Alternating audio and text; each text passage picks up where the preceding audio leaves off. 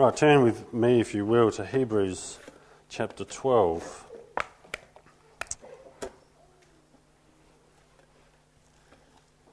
And we're just continuing on from where we were 3 or 4 weeks ago. So last time in Hebrews, if you remember, we had a call to action. And the action that we were called to was to have enduring faith. And we saw from Hebrews chapter 12 right through down to verses 13, where we're called to have this life of endurance, a life of enduring faith. And he says, because endurance promises rewards, don't let life get you down, but pick yourselves up and encourage others to press on. Maybe John, where you are, could you just read for us verses 11 to 13? Now no chastening for the present seems to be joyous but grievous. Nevertheless afterward it yields a peaceable fruit of righteousness unto them which are exercised thereby. Wherefore lift up the hand, hang down, and the feeble knees, and make straight paths for the feet, lest that which is lame be turned out of the way, but let it rather be healed. Thanks, John. So if the call to action is to make straight paths, so the call to action is to make straight paths which brings healing. And if that's what we're commanded to do, what's it going to look like? What will that straight path, that road that leads to healing look like? And this is in fact where the writer of Hebrews is going to go on right through to the end of chapter 13. We're not going to go right through the end of chapter 13, but this is where he is going. And his first section that he notices here in verses 14 here is that he's very others focused. I want you to notice he is others focused. So let's read verses 14. We're just going to go 14 to 17 tonight. And thanks, Robert, for picking some of those songs that were pointing us towards being others focused and loving each other. Verses 14, pursue peace with all people and the holiness without which no one will see the Lord. Looking carefully lest anyone, so I want you to pick up on these words, lest anyone fall short of the grace of God, lest any, or you could say lest anyone, or lest anyone fall into this root of bitterness which springs up and causes trouble, and by this many people become defiled, lest there be anyone or any fornicator or profane person like Esau, and who for one morsel of food sold his birthright. For you know that afterwards, when he wanted to inherit the blessing, he was rejected, for he found no place for repentance, though he sought it diligently with tears. So I want you to keep in your focus very much others.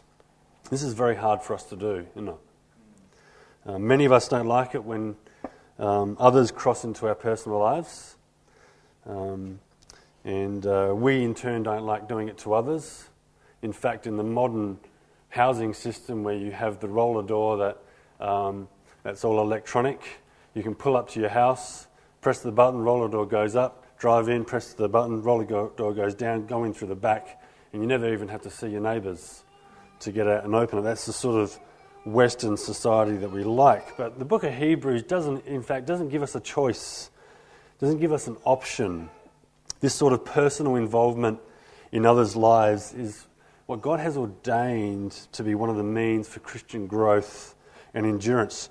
Just one verse, there's many I could choose from, but just have a look at Hebrews 10, 24 to 25. And let's consider one another in order to stir up to love and to good works, not forsaking the assembling of ourselves together, as the manner of some is, but exhorting one another, so much more as you see the day approaching. So this is very much this others focus that we should have towards each other. And so this enduring this life is we're very much reliant upon each other. And so this is where he heads into from verses 14. And so the first thing he says that we should be thinking about in regards to others and ourselves is striving for peace, pursuing peace or following peace. You can see that in verses 14. He says, follow peace or pursue peace with all people. The immediate application here is for the church, the Christian community, because you can see it has a link with holiness here, but we're so geared to selfishness, aren't we? And I think many of us, and you see it throughout society, that even if it means the downfall of someone else, to just please ourselves, we'll tend to do it. And he uses quite a strong word here. He says to strive, to pursue, or to follow. It means it's going to take some effort on our path, because it's not easy. It's not easy to work at peace with one another at all. But you know, Jesus did it for us, and we didn't deserve it. The greatest example of someone striving for peace with everyone was Jesus on the cross. Jesus has taken active steps so you can have peace and an open relationship with God. And he did it in the most selfless act in history. He gave his life for you. Don't you think we can at least lay a few preferences aside and in love pursue peace with others? So he says, pursue peace with all people. Then he goes on to say, and, in verses 14, and holiness, without which no one will see the Lord. The same is with holiness. We must be seeking practical lives, this practical holiness, not only in our own lives, but in the lives of others. The pursuit of holiness is so important here. In fact, he puts this little bit of a qualifying statement and says, without which no one will see the Lord. You see that in verses 14. This is a pressing on towards the consummation of your perfected holiness, which is indispensable for seeing God. Matthew 5 says, the pure of heart. Blessed be the pure of heart, for they will see God. What he's really saying here is he's saying, consider how to stir one another up to love and to good works. The word consider there is put intentional thought into how to encourage someone to love and to good works. This is what he's saying here, to help push people towards that practical holiness in their lives. It's not an earning of holiness, because that's been paid for on the cross. This is a becoming what you are. This is a being holy because God is holy. And I think the writer expects you to remember the context here too. It's don't be discouraged in your failure, but look up to God and press on. God is pursuing your holiness. You see that in verses 10? He says, for they indeed for a few days chastened us. This is talking about Heavenly Father that seemed best to them. But God chastens us for our profit, that we may be partakers of his holiness. So God is pursuing our holiness. Therefore, when we get to verses 14, we should be pursuing holiness. You're not alone in this. Is that encouraging? The tough times that you're going through, I'm not going to rehash what we looked at last time, but this chastening and this disciplining seems hard, but God's actually doing it for your good, for holiness. Get on board with that. Can we lift our eyes up? John Bloom said this. He says, if you're often undone by your weakness, you're probably looking at yourself too much and not enough at your God. Isn't this what Hebrews 12:2 says? Looking unto Jesus, the author and finisher of your faith. Are we pushing and encouraging others to become more Christ-like and share his holiness in practical daily living? Is this something that we are striving to do? Verses 15 to 16, he says essentially, be watchful about the spiritual welfare of others. And we've already read that, but looking carefully, lest anyone fall short of the grace of God. I flipped over the wrong page there, but looking carefully, lest anyone fall short of the grace of God. Make every effort to care for the well-being of fellow believers. This is a command not just for the pastor. I think we often think that he's getting paid to do this. This is actually written to all of us as a community of believers. It's not dependent on particular giftings. We think, well, the pastor has the gifting of of service and encouragement, and I don't, so therefore this doesn't apply to me. This applies to everyone. He says, watch that, see to it that, looking diligently lest no one falls short, that no bitter root grows up, and no one rejects God, verses 16. The first one that we're to be looking diligently for is the falling short of God's grace. Now this may be linked to verses 14, when it says, without which no one will see the Lord. There should be a heightened diligence on us to be presenting the gospel for salvation to people. And again, we're encouraged by the door knocking that happened yesterday and the gospel that got out to those various people. This could be linked to that. We should be putting it on offer and display so others can grab it, have a chance to have it. But I think it's linked to the root of bitterness that we see coming up. But what is the root of bitterness? Actually, this is that picture I put up. I put that one up at the last minute just because Darren and I were at my house yesterday fixing a fence. And what seems to be something quite small, we got the shovel out and the pick and the axe, and just getting bigger and bigger and bigger and deeper and deeper. Like, oh no, but we managed to get it out. But what is the root of bitterness? Because it's not actually the bitterness itself. We're talking about the root that bears fruit of bitterness. What is this bitterness? Let me read you a passage from Deuteronomy 28. This is from the ESV. And it says, beware lest there be among you a man or woman or clan or tribe whose heart is turning away today from the Lord our God to go and serve the gods of those nations. Beware lest there be among you a root bearing poisonous and bitter fruit, one who, when he hears the words of this sworn covenant, this is talking about in the context of the blessings and the cursings, blesses himself in his heart, saying, I shall be safe, though I walk in the stubbornness of my heart. This will lead to a sweeping away of moist and dry alike. The Lord will not be willing to forgive him, but rather the anger of the Lord and his jealousy will smoke against that man. And the curses written in this book will settle upon him, and the Lord will blot out his name from under heaven. Here is a man. This root of bitterness is a shunning of the grace of God in your life. It's an independence. It's an arrogance that wakes up in the morning and says that he or she doesn't need God. You don't say it, maybe, verbally, but your life mirrors that. It's a person who presumes upon the grace of God. Maybe your prayer life drops off. Maybe reading God's word drops off. Thankfulness becomes non-existent. Greed and bitterness take over because you're living purely for yourself. There is no working out of your salvation with fear and trembling because you've got this, right? Ultimately, this life doesn't need God.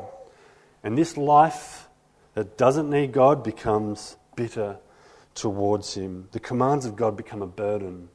They become a blockage that hinders your progress in life. And so, if a root of bitterness becomes visible in your life or others, be careful because full-grown plants can come from roots. And it will mercilessly trample down others because it doesn't care about others, but only what serves him best. Many will be hurt. So the text says, looking diligently lest any root of bitterness springs up and causes trouble. I think the order here is very, very important in verses 15. Many of us know others, and I say this from a personal perspective, but many of us know others that enjoy going for a run on Sunday, then using this opportunity to meet with God and others, and it's very easy for us to point that out. It's easy for us to point out the independence, the idolatry, and people's lack of regard for the things of God in others' lives. However, I think what he's saying here is firstly, see to it that no one fails of the grace of God. The only cure for this life trajectory is God's amazing grace, not your wise insights and handful of untimely proof texts. Can we be better at this at a church? Can we start with the grace of God? Can we be people that permeate this grace and lead ourselves and others towards it? What do people taste when you speak to them? Let it be the grace of God. This is why the text, I believe, starts off with this: don't let people fail of the grace of God, because the thing it's in, is it in, I'm off away from my notes here, but is it in John chapter 1, which says, full of grace and truth? We can be very unbalanced at times. I think we can be very balanced. We can be very lopsided on the truth side because it's very easy. But to be able to mix that with grace and truth is something that we need the Spirit to help us with. Because we're sinners too. We have these roots of independence and rejection of God inside of us too, daily. We need the grace of God in our lives. This root of bitterness that is ultimately a rejection of God is fleshed out. We're going to see this in verses 16. And we're given the example of Esau. He's going to say, do you want to know where this sort of life, if left untamed, is going to lead to? It's going to lead to absolute devastation. The language he uses here, when he talks about in verses 15, is it's a metaphor often used in the Old Testament to talk about idolatry and this abandoning of the living God. And I think that's the case here because of the example he gives of Esau. He says, who sold his birthright for a single meal. It's an example of idolatry. Esau made an exchange that was unthinkable. It was a single meal. It was a lentil stew cooked by his younger brother. He was seeking immediate gratification for his physical hunger, and in so doing he gave up the inheritance rights as the oldest son, including the promised blessings in the covenant God made with Abraham. In the moment, he treasured this stew for the promises and blessings of God. To despise these blessings was to show a love for something else, which ultimately was a despising of God himself. And people do this every day of their lives. We all do it. We do it without giving it any thought. But if not careful, this behaviour of idolatry can become their very downfall. If you see someone, I think this is where he's heading, if you see someone trading away the very gift of God for something they think the world offers is better, step in and try and help out. Step in and try and help out. Sometimes it's just showing them how valuable and rewarding Christ is to you. Can people actually see that? How are you putting that on display? Because if you don't, and they continue in this, God may just let them have what they want, and they'll suffer the consequences. When Esau found out what happened, you can read the story in Genesis 27. Go back, it's quite a chilling story. But when Esau found out what happened, he came back and he begged for the blessing of God. And he wanted it from his father, but it couldn't be given to him. Esau was rejected by God, and in fact Isaac curses him. Isaac curses him. Verse 17 is confronting and mirrors what we read in Deuteronomy 29. Just have a look at that again. And one of you says to him, I'm back in verse 16, lest there be any fornicator or profane person like Esau, who for one morsel of food sold his birthright. Verse 17, for you know that afterwards when he wanted to inherit the blessing, he was rejected, for he found no place for repentance, though he sought it diligently with tears. This takes a lot of thinking through. This is not an easy passage for us to actually think through. He said he had no chance to repent.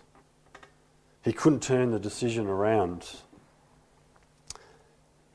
The reason I put a little picture of the GPS map, and we borrowed it when we were in New Zealand with Andre, and you lock it in, and it doesn't matter what intuition tells you that when the road signs say turn right to this destination in 20 kilometres, the GPS is saying straight ahead, and it's down a little windy dirt road. We, if you're like me, we go down, we choose the windy dirt road and ends up taking 5 years longer, but because we're so reliant and fixed upon this silly little GPS. But he couldn't turn the decision around. It underscores, this verse 17 is a parenthesis to verses 16. It underscores the seriousness of Esau's rejection. God let him bear the consequences of his action. He was rejected. Just as he allowed the wilderness generations' refusal to enter his rest in Canaan to stand, and the result of that was they perished in the wilderness. Just here, he let Esau bear the fruit of his action. And in fact, we saw it this morning with Judas. Judas realised that he'd rejected, that he'd given up an innocent man, and he didn't want the money anymore. But his heart was so captivated, was so gripped, that he went off into probably a Christless eternity, even though he wept bitterly. We looked at this quickly, and I'm digressing again, sorry for those that have the notes up there, but we looked at this a couple of weeks ago at small group in Thursday in 2 Thessalonians. Let me just read it to you. In 2 Thessalonians 2:10-12, he says, "And with all unrighteousness, deception among those who perish, because they did not receive the love of the truth, or because they refused to love the truth, that they might be saved." Verses 11 says, "So for this reason, because they refused to love the truth and they rejected it, God will send them a stronger delusion, that they should not believe the lie. And they all may be condemned who did not believe the truth, but had pleasure in unrighteousness." That's a difficult passage, isn't it? It's a very difficult passage. But I think the application for the listeners is plain. Don't let a member of the congregation be idolatrous like Esau, because God may just give them what they want and they'll suffer the consequences. That is hard. So in summing up, the call is to be helping others. And this is where he's going to go on into the end of chapter, right through to chapter 13. It has verses 18 to 26. He actually develops this thought from verses 16 and 17. That'll be next sermon. But chapter 13, from verses 18 down to 29. For the rest of chapter 13 is going to develop this thought. What is it going to look like to be an others-centred community that endures? But the call is for us to actively make straight paths that brings healing to others. We're teaming up with God on this mission, not just for ourselves, but for others. How others-focused are you? How others-focused are you? Or is it just about yourself? Are you striving to live in peace and holiness with others? And if not, have you forgotten that God strived to have peace with you? Are you being watchful that the grace of God is paramount in people's lives? And that spirit of independence, that pride, that arrogance, that idolatry, that root of bitterness is being dealt with before it produces the fruit of bitterness towards God? It's not just in your life, but in others too. Are you striving to protect others from the devastation of rejecting God? I'm not going to tell you how to do that because it's not my place. The Bible's clear that this is something that we all should be doing through the power of the Spirit, praying, considering how to stir one another up to love and to good works, giving it careful attention. This is the path that leads towards healing in our community. These are the straight paths that lead towards healing. Let's close in a word of prayer.